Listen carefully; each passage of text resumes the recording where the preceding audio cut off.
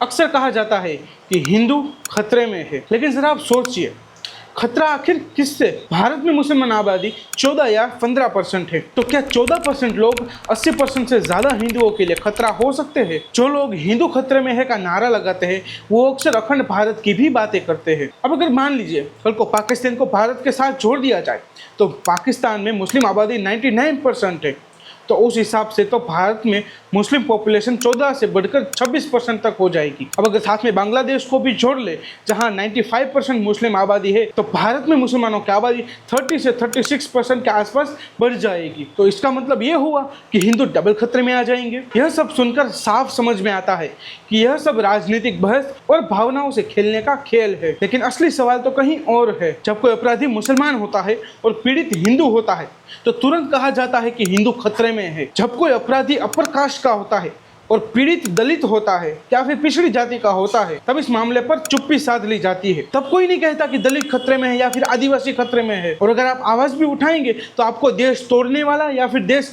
विरोधी कह दिया जाएगा। भारत का संविधान तो साफ कहता है कि हर नागरिक बराबर है। दलितों, पिछड़ों और आदिवासियों को सम्मान और समान अधिकार देने के लिए आरक्षण और विशेष अधिकार दिए गए हैं। लेकिन आप जरा हकीकत देखिए, आज भी कई गाँव में दलितों को मंदिर के अंदर घुसने नहीं दिया जाता, उनसे हाथ मिलाने तक ऊंची जाति के लोग कतराते हैं, और अगर कोई दलित आवाज उठा दे तो उसकी आवाज को दबा दिया जाता है या फिर उसे बदनाम कर दिया जाता है। दलितों पर अत्याचार के मामले रोज सामने आते हैं। कहीं पर खेतों में काम करने वाले मजदूर को पीट दिया जाता है, तो कहीं पर शादी रोक दी जाती है। क्यों? क्योंकि दूल्हा घोड़ी पर बैठा हुआ था। तो कहीं पानी के कुएं से पानी भरने की कोशिश करने पर भी जान से मार दिया जाता है। भारत सरकार के आंकड़ों के मुताबिक 2022 में SC/ST समुदायों पर 61,000 से ज्यादा अत्याचार के मामले दर्ज हुए हैं। एक नहीं, दो नहीं, 61,000।